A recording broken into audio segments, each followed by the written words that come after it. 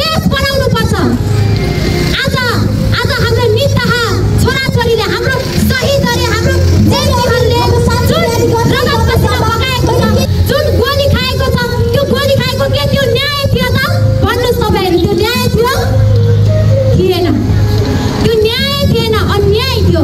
आज हामी यसै खातिर यो दशैंमा, आज यो दशैंमा कयौं हाम्रो जेनजीहरूले सपना सोचेको थिए होला, म दशैंमा राम्रो लुगा लगाएर म मामा घर जान्छु, पिङ खेल्छु, म तिहारमा मेरो दाजुभाइ दिदीबहिनीहरूको हातबाट टीका लगाउँछु भनेर सोच्दै गर्नुभएको त्यो सपना आज खरानी भएर गएको छ।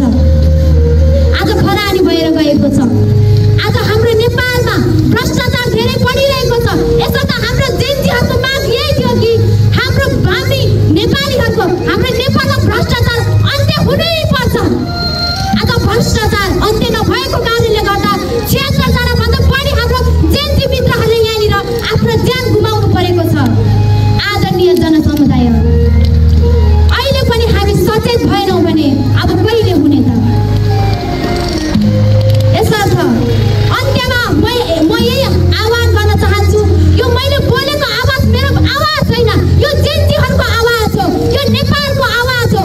यसर्थ हामीले जुन मुद्दा उठाएर हामी यहाँ उपस्थित भएका छौँ र आज फेरि पनि म सम्झाउन चाहन्छु, हाम्रो एउटा देशभक्ति गीतले यस्तो भनेको छ, नेपाली हामी रहौला कहाँ नेपालै नरहे, नेपाली हामी रहौला कहाँ नेपालै नरहे, हिमाल हाम्रो चुलिन्छ कहाँ हिमालै नरहे, हिमालै नरहे।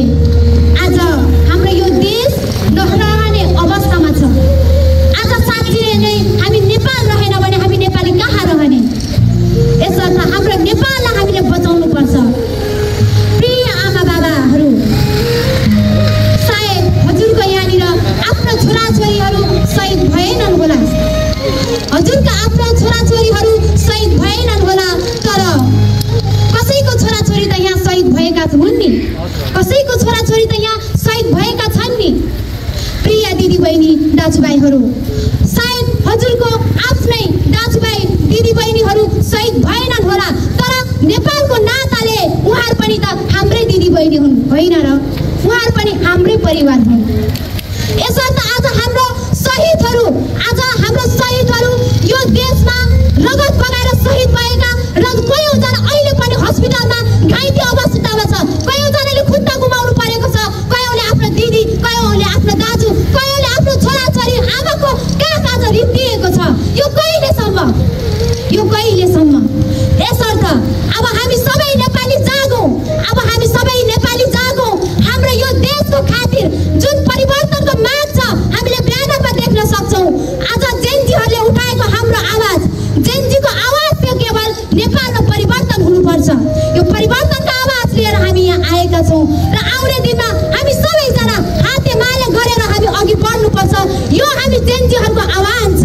यहाँहरू नगरवासी, हाम्रो उदयपुर कटारी नगरवासीहरूलाई हामी यो निवेदन गर्न चाहन्छौँ, यही आह्वान गर्न चाहन्छौँ, हामी यो अवगत पनि गर्न चाहन्छौँ कि हामी आज जेनजीहरू यहाँ उभिँदै गर्दाखेरि त्यो जुन पार्लियामेन्टमा, जुन त्यो संसद भवनको अगाडि हाम्रो साथीहरूलाई, हाम्रो भाइ बहिनीहरूलाई जुन गोली ताके हानेर मारिएको थियो, उहाँलाई बुलेटले चरा मारेर घालेको जस्तै हामीले सामाजिक सञ्जालमा देखिरहेका थियौँ।